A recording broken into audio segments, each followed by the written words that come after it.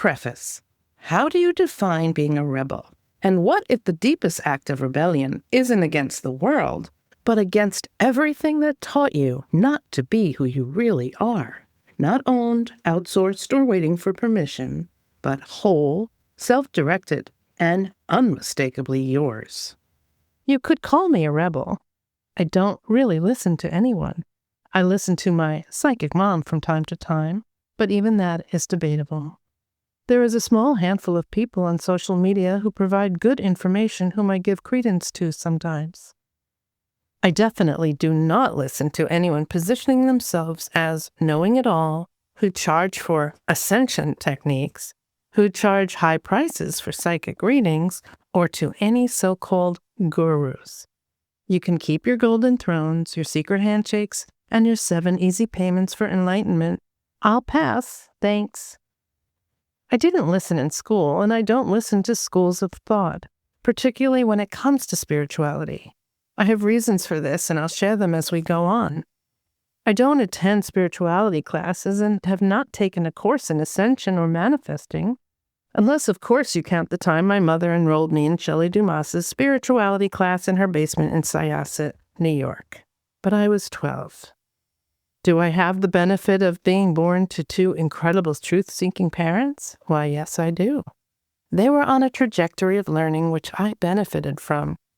Their desire for information centered on spiritual growth and personal health.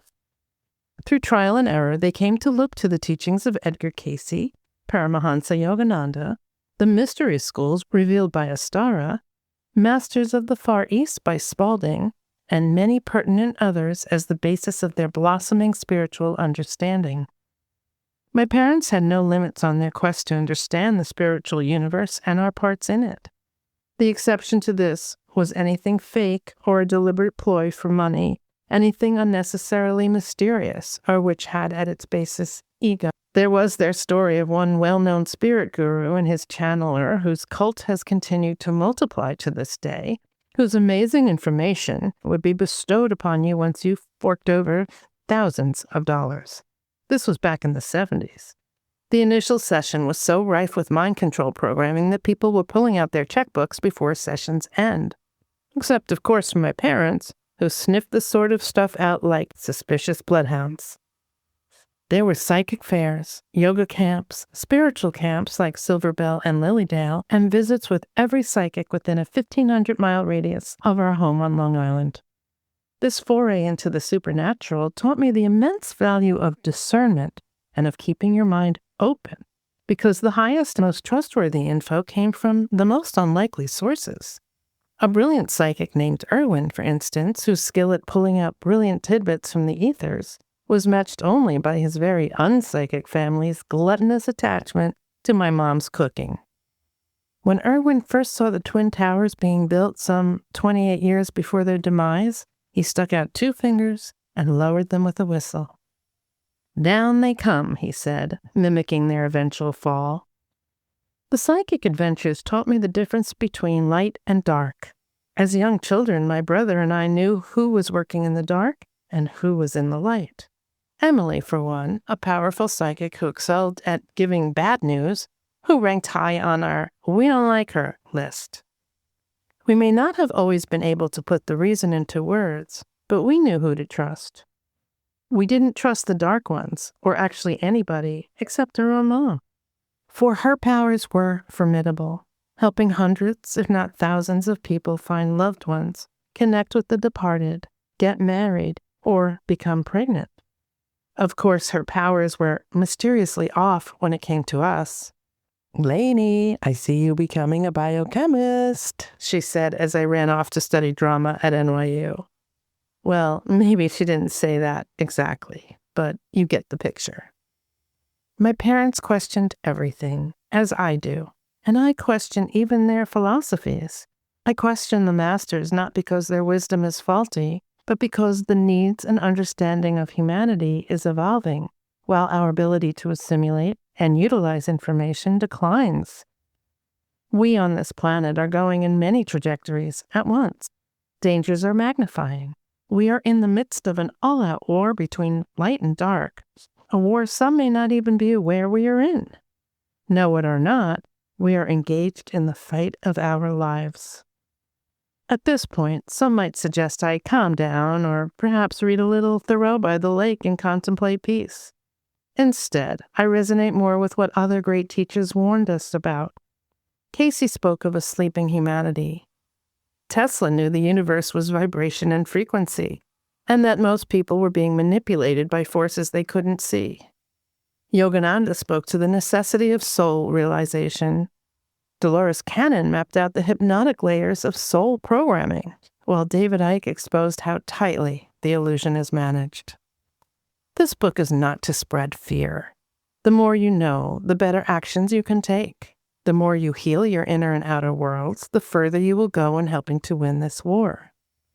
The fact that we are all here now is because on some level we chose to partake in the most epic battle ever waged, in which humanity, goodness, and the side of God, the source, wins.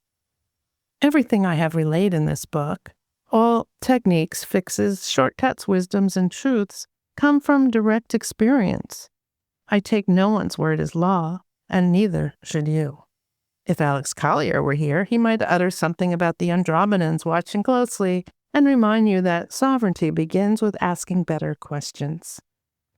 Every bit of information must be sifted and held to the light for examination. To understand it, you need to feel it and use it. Let me repeat that, as it is a vital part of this book. To understand it, you need to feel it and use it. Words are cheap, as they say. What counts is whether or not something works, and whether it works for you. You won't find any arbitrary repeating of concepts, truths, or laws here. Only methods that work, that I have uncovered through real-life experience and personal discovery. My guides, who stand by with answers, have helped assemble and define the ideas contained here.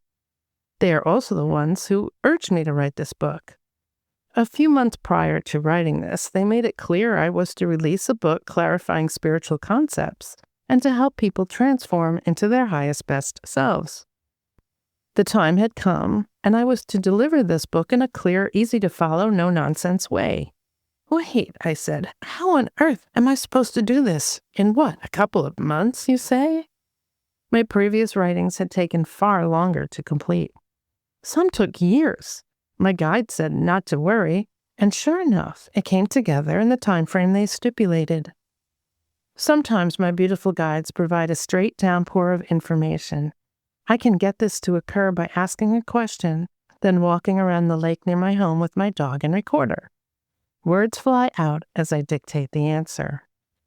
Other times, like when I'm running a meeting, in conversation with someone, or, as often happens, in the semi-dream state, my guides deliver concepts through a single word.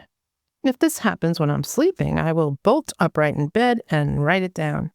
It's up to me to then discover the meaning behind the word and to expand on it. If I'm in a meeting and share a word or name I've just received, the people around me know to take this word seriously. Without fail, it will expand or accurately redirect whatever we're talking about. I love that my guides join meetings with us.